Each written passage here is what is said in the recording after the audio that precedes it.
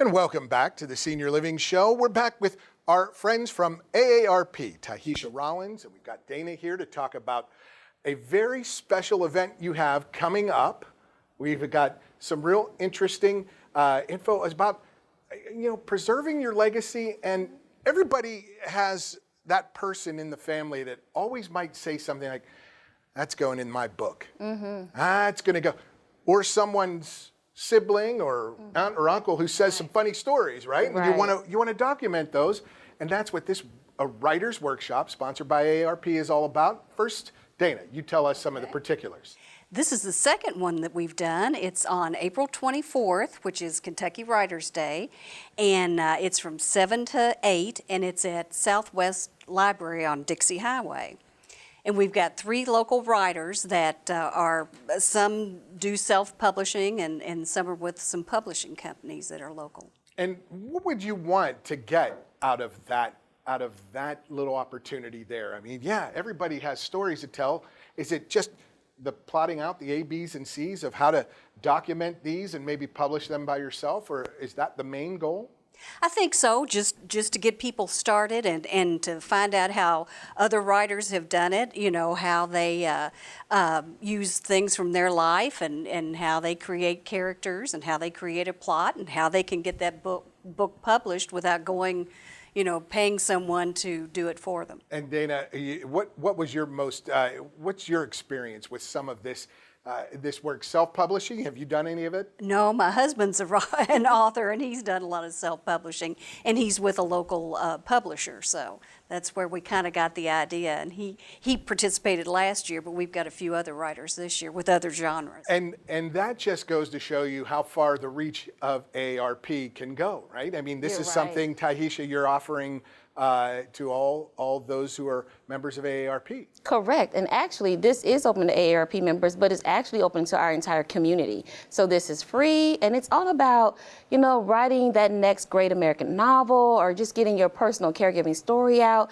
and how to do it without falling into traps or fraud, and, finding the right way to do it and the right way to get started. And this is an opportunity for those, even if at the very least, you're going to have some story to take with you, right? I mean, do you find that folks come to these and tell their own stories and mix and mingle that way? I think they come with a lot of great ideas, but they leave with even more ideas. So that's the good part about this. There'll be very small presentation and then tons of questions that people can ask, and our experts will answer those. Dana, again, tell us the date and the particulars. It's April 24th, which is Kentucky Writers' Day. It's from 7 to 8. It's on a Wednesday, and it's at the Southwest Library off Dixie Highway. And we've got 3 local writers. One is Steven Zimmer. He does epic fantasy. Angie McPherson, she does children's books, which seems to be a big, interest. A big genre, interest with a lot of people, especially grandparents. Especially when grandparents are relearning those children's stories. That's right. And telling their own. And have their own stories, that's right. And Bill Knoll, and he does mystery, and that was another area that people were real interested in the last time we did it. Fantastic stuff. April 24th, you don't want to miss it. And it's at the Southwest Library, and that just happens to be the day after Shakespeare's birthday. And we'll talk more about that, and more with Tahisha and Scott Wiegenhest from AARP when we return. Thanks for joining us, Dana, on the Senior Living Show.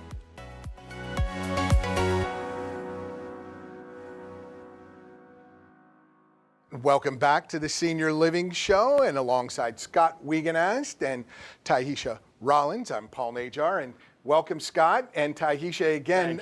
We've got some more news from AARP. This is a week later. We've got your Wednesdays lined up. This Wednesday, April 17th, the AARP Community Livable Challenge Grant is what we're looking for, folks. And this is all about innovation for helping those in the community that may have special needs, and AARP is there with this challenge opportunity with grants and awards to those who come up with some great ideas. Tahisha?